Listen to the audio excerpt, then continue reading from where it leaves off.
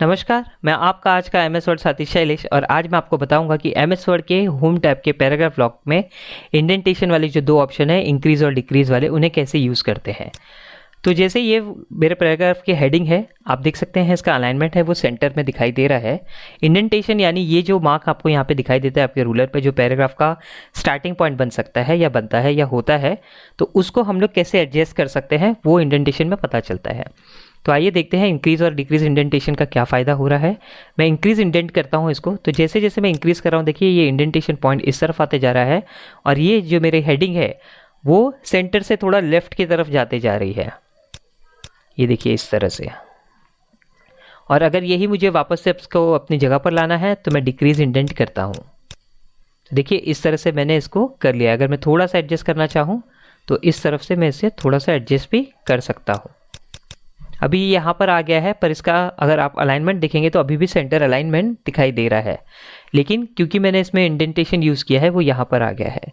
तो basically indentation जो होता है वो आपको पैराग्राफ की सेटिंग के लिए काम आता है, यानी पैराग्राफ का आपका लाइन आप चाहो तो कहाँ से शुरू हो वो आप यहाँ से एडजस्ट कर सकते हैं। इसकी डिटेल सेटिंग्स के लिए हम ये वाले आइकन पर क्लिक करेंगे। इस पर क्लिक करते ही आपको पैराग्राफ वाली और सेटिंग मिलेगी जहाँ पे आपको इंडेंटेशन का ये ऑप्शन मिलता है।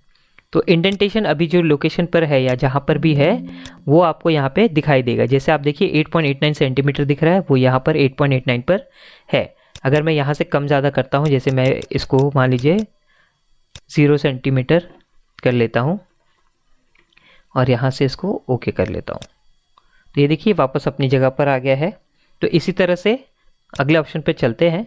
यहाँ पे इनसाइड और आउटसाइड यानी आपके मार्जिन के किस तरफ कितना जाना चाहिए, कितना मूव होना चाहिए, वो आप यहाँ से कर सकते हैं। इसी तरह स्पेशल में जाके आप देख सकते हैं फर्स्ट लाइन, हैंगिंग, ये दो ऑप्शन है। तो इसको मैं आपको करने के लिए पैराग्राफ वाले ऑप्शन को दिखाने के लिए ये पैराग्राफ सेलेक्ट कर लेता हूँ और यहाँ से हम लोग पैराग्राफ सेटिंग में जाके ये इंडेंटेशन वाला ऑप्शन देखेंगे। इसको मैं थोड़ा यहाँ पर मूव कर लेता हूँ या इस तरफ, इससे मुझे पता चलेगा। अब यहाँ पे देखिए यहाँ पे ऑप्शन है इनसाइड और आउटसाइड का, यानी आपको जो मैंने अभी करके दिखाया था वो यहाँ से भी कर सकते हैं।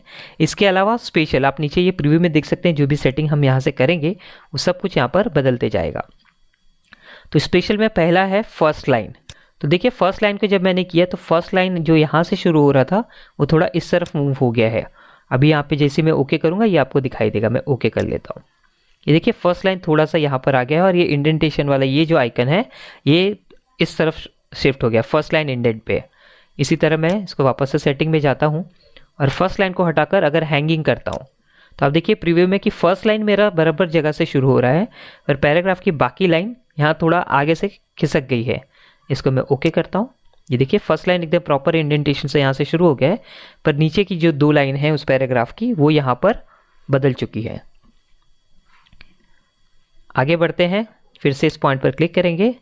यहाँ से आप ये भी डिसाइड कर सकते हैं कि अगर आपको कुछ नहीं एकदम नॉर्मल पैराग्राफ चाहिए तो आप नॉर्मल पैराग्राफ भी कर सकते हैं। यहाँ से मैंने ओके कर लिया है। इसमें एक और ऑप्शन था जो मैं आपको बताना चाहता हूँ। तो जैसे आप चाहते हो कि ये फर्स्ट लाइन जो है तो फर्स्ट लाइन के बाद अब ये इस तरफ दिखेगी, लेकिन आप और ज़्यादा एडजस्टमेंट करना चाहते हो, यानी कि आप उसमें बताना चाहते हो कि ये जो 1.27 सेंटीमीटर बाय डिफ़ॉल्ट यानी पहले से दिखाई दे रहा है कि फर्स्ट जो लाइन है वो मेरे मार्जिन से 1.2 सेंटीमीटर से के दूर से शुरू हो।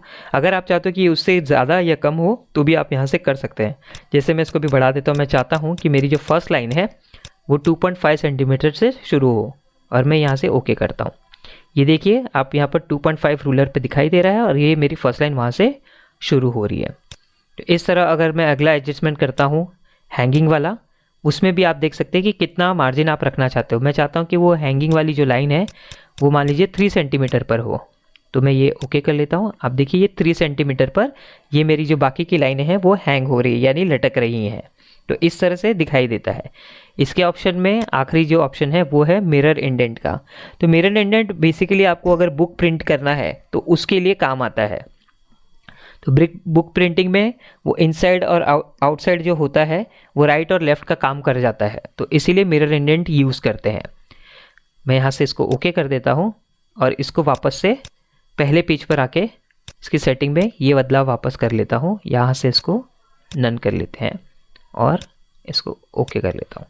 ये मेरी पहले वाली सेटिंग वापस आ गई है। मुझे उम्मीद है कि इस वीडियो को देखने के बाद आपको पैराग्राफ ब्लॉक के इंडेंट वाले ऑप्शन को यूज़ करने में आसानी होगी। इसी तरह आप और भी सेटिंग्स में जाकर यहाँ से लेफ़्ट राइट या फिर कुछ स्पेशल टाइप के इंडेंट्स भी यूज़ कर सकते हैं। Thank you.